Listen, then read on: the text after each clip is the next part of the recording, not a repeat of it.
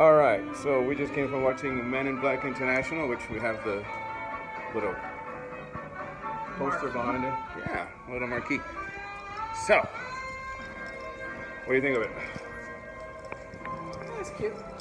What do you rank it among the four Men in Black movies? Relive the magic at Marvel movies. Probably number three. Really? Behind, what would you put number four? Wasn't that the last one? Men in Black 3? Well, there you go. Really? You don't like the third one?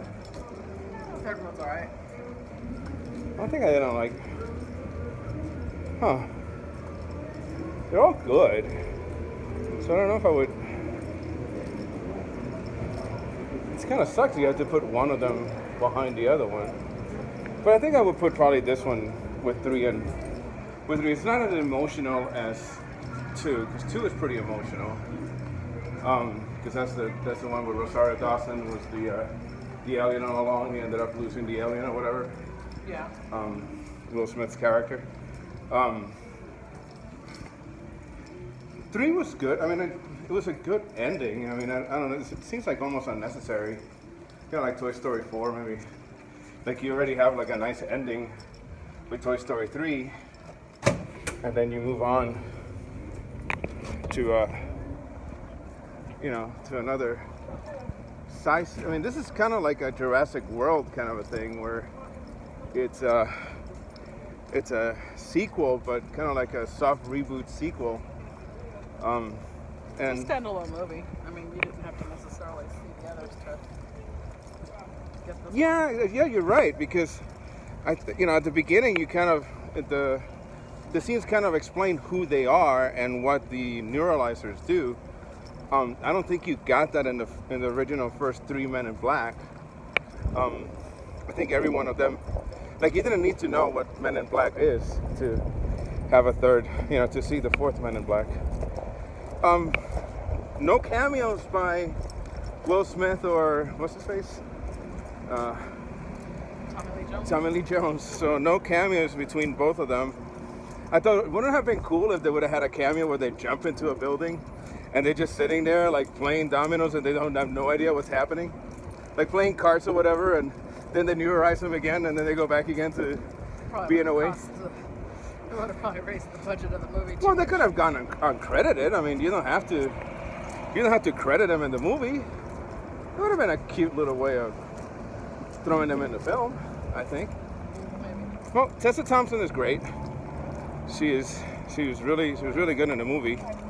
Kind of nice seeing them together again after being Thor Ragnarok. I think they had really good chemistry together in Thor Ragnarok. And there was a scene in it where Chris, by the way, Chris Hemsworth, he should just do comedies from now on, because he is so funny in comedies. Where he had a small hammer. Yeah, so in one of the scenes, he almost summons a hammer, but it's a small little hammer, and he throws it at the bad guy and it doesn't work, which I think is incredible tongue-in-cheek humor at the fact that he has been Thor over the last, 10 years that he's been Thor. So that was kind of funny way of funny comedy kind of a way. You need to open the door, babe. I kind of have one arm here, and I got a thing of popcorn on the other arm. I need to open up the trunk or something? Put it on there. Put it on where? Popcorn on the thing.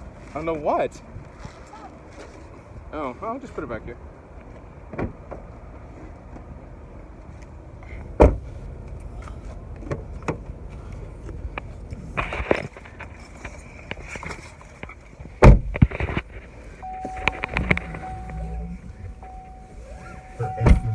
So again, we're back into the Nikki Mobile.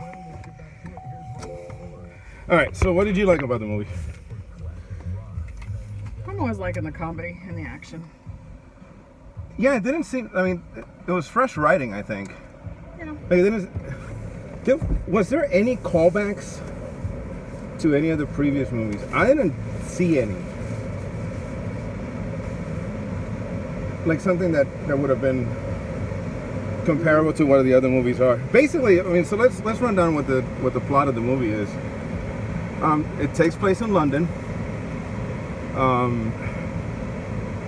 It seems like Will Smith and Tommy Lee Jones characters are heroes with the Battle of New York. That seems like the only thing that they do have is the Battle of New York at the World's Fair. So, but they did other things. Do you think that they're ignoring the other movies?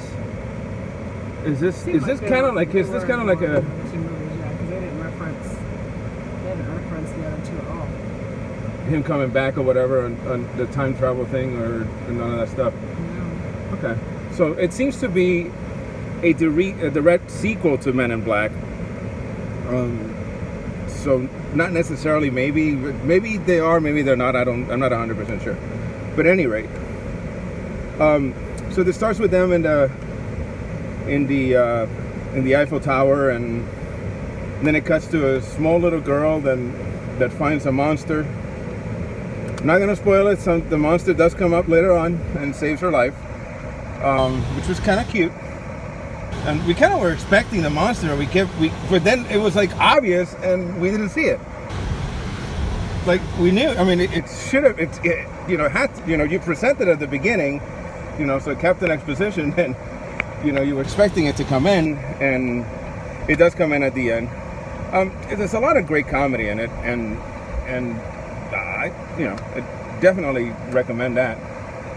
Recommend seeing it, especially if you like the other Men in Black movies. If you like the Men in Black series, all three of them, you're not going to be disappointed with this one. It's not going to ruin the Men in Black film. Are we going to Habitat? What are we going to? Ooh, we're going to order Cane's? Yeah. Are we sharing it? Sure. Cool. Unless if you want Cafe Rio. I don't want Cafe Rio. I don't think I've ever said I want Cafe Rio. Ever. Sorry about Cafe Rio. Anyway, we're going to go through Cane's, but we're probably going to end the video before we go through Cane's. Definitely recommend that you see the movie. It is really funny, and that is a very long-ass fucking line. Oh. That is the line. Holy effing Christ. This thing is... This is wrapping around the building. So, the line... It's almost like a carousel line. I think the line to Raising Cane's, it's starting... Cafe Rio. I wouldn't mind the Habit Burger. The line to Raising Cane's across from the cannery is wrapped around to the end of the drive-through. So when you go out, you can actually go into the beginning of the line again. That's a little carousel, which we're now, I guess, technically in the line. And he's trying to back out on the same kind of car as me. Sorry. Oh, shit. All right. So, this is definitely a different video than we ever done before. All right. So, this person needs to move up. Okay. Oh, they're from Florida. What do you expect? So,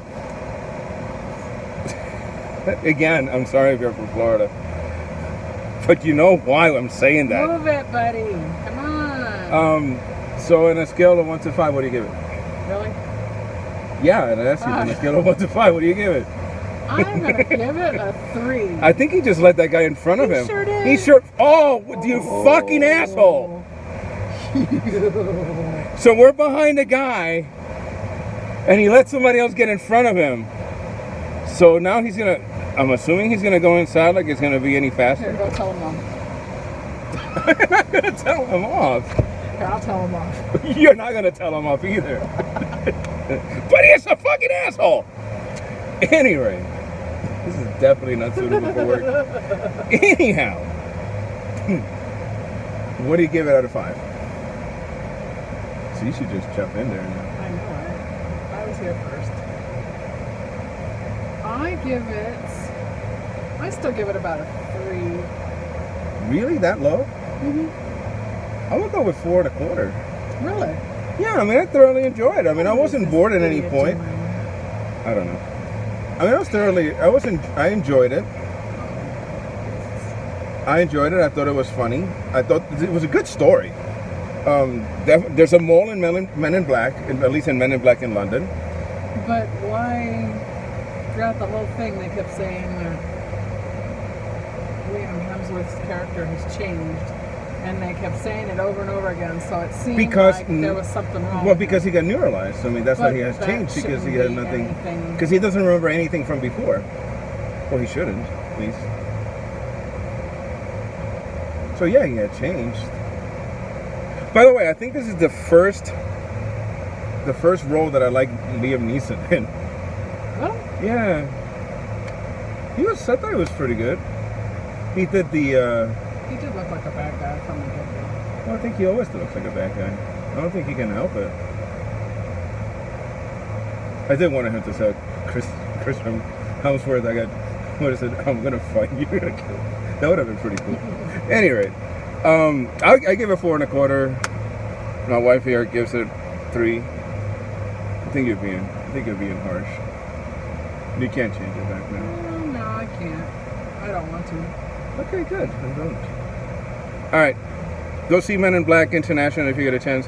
Definitely worth it. This time we actually went to the Cannery, to the Galaxy Theaters instead of Maya, which we normally see. We've been seeing them mostly in Maya, not a plug or anything like that, but it's just a nicer theater. Kind of miss going to Cannery. In a way, yeah. I don't know. It's about the same, Not yeah. about the same, really.